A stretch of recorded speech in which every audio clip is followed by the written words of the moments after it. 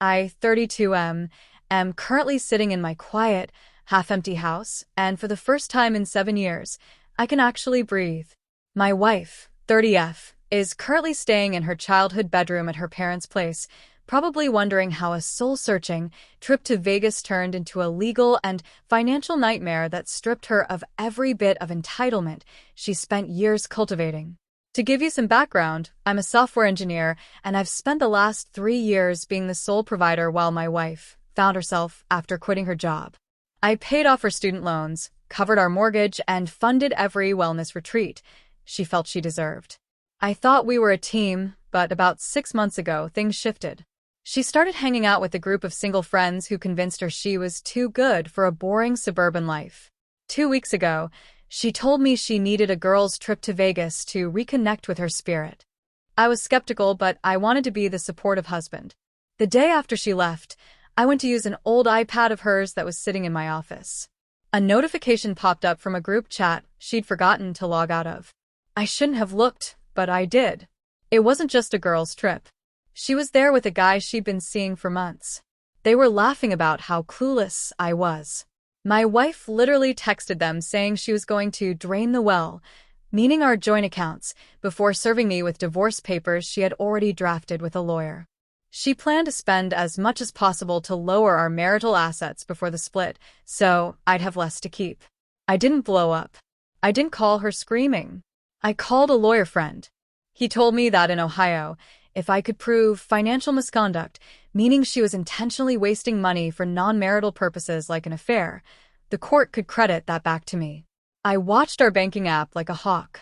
Day 1, a $4,000 designer bag. Day 2, a $2,500 dinner for 4 at a Michelin star place. She was living it up on my dime while planning to dump me. Then the text came. She sent a photo of herself by a luxury pool with a bottle of champagne. The caption said, "Having the time of my life without you. Honestly, I've never felt more alive. Don't wait up." I felt this cold, sharp clarity. I replied, "Same here." She probably thought I was being a pushover. Little did she know I was looking at a private investigator's report and a stack of evidence. I picked up the phone and called my credit card companies. I reported every single card as stolen. Since I'm the primary account holder and she was an authorized user, I told them I noticed fraudulent activity in Las Vegas that didn't match our spending. They froze everything instantly. I also moved exactly 50% of our joint checking, staying strictly within the legal limit to avoid looking like I was hiding assets into a new account in my name only. Then I just waited. I knew she was at a high-end jewelry store at Caesar's Forum because of the iPad logs. 10 minutes later, my phone exploded. She texted saying her card was declined and I needed to fix it now because it was embarrassing. I didn't reply. She tried another card at lunch. Declined. She tried an ATM. Declined. I finally texted her. I saw the charges in Vegas. Since I'm here and you're there, and the spending was totally out of character, I assumed the cards were stolen. I've reported them and closed the accounts for our protection. Safety first, right? She called me screaming. The background noise was slot machines and music. She yelled that she was in the middle of a store. They took a bracelet back from her, and she had no cash. She told me I was legally required to provide for her. I told her, "That sounds like a personal problem. I saw the $12,000 you spent in 48 hours. That's not a vacation. That's theft. How's the impending freedom tasting? Is the guy you're with going to cover the bill?" Dead silence. Then she hissed that she was calling a lawyer and I'd be living in a tent when she was done with me. I told her I already had a lawyer, I knew about her boyfriend, and I'd already changed the locks on the house. The entitlement was next level. She actually called my mother, crying that I'd abandoned her in a strange city. My mom called me panicking until I sent her the screenshots of the group chat. That shut that down real quick. Then her father called me, calling me a punk and telling me his daughter was a queen who deserved to spend whatever she wanted. I told him if she was a queen, he could wire her the money himself. He sputtered and hung up. The time of her life turned into a nightmare. The hotel flagged her room because the card on file was void. She was facing a pay or vacate situation for a luxury suite.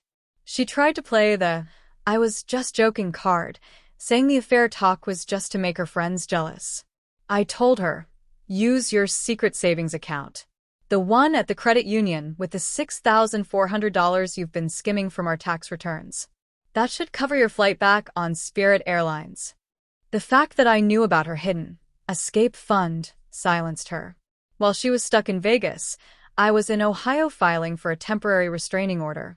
Under Ohio law, specifically ORC 3105.171, the court can stop either spouse from blowing through marital property during a divorce. I got the order by 2 p.m. If she tried to sell her designer bags to stay in Vegas, she'd be in contempt of court. The dirty tricks didn't stop there. Her father called my boss to try and get me fired for financial abuse. Luckily, my manager knows I'm a hard worker and told him to stop calling. Then my wife called the cops, claiming I stole her car. When the officer showed up, I showed him the title, in my name, premarital, and the court order. He told me it was a civil matter and left. When she finally got back to Ohio, she had to crawl back to her parents' tiny apartment. The legal battle was where the real revenge happened. Her lawyer tried to demand $5,000 a month in alimony and argued I should pay her legal fees. In the deposition, they tried to say she sacrificed her career for me. My lawyer just slid the iPad logs and the Vegas bank statements across the table. We filed for a finding of financial misconduct. Because the marriage was under 10 years, and I had proof she was intentionally draining accounts to fund an affair and a relocation, the judge had zero sympathy. The final ruling was a total win. The judge ruled the $12,000 she spent in Vegas was intentional dissipation of assets and deducted it entirely from her share of our property. The secret $6,400 was ruled marital property, and I got half. She was denied alimony because she's young and was voluntarily unemployed. I kept the house because I'd used my own premarital savings for the down payment.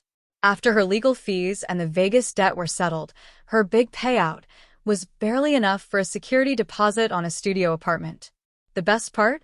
The boyfriend she was bragging about dumped her the second he realized the money faucet was turned off. He didn't even help her move her boxes out of my house. I stood on the porch and watched her and her dad load a U-Haul. She looked at me and said I was a cold bastard and that I'd be alone forever. I told her I wasn't alone. I was free, and unlike her, I didn't have to pay $12,000 to find that out. I'm currently enjoying the sound of a quiet house and a bank account that isn't leaking money.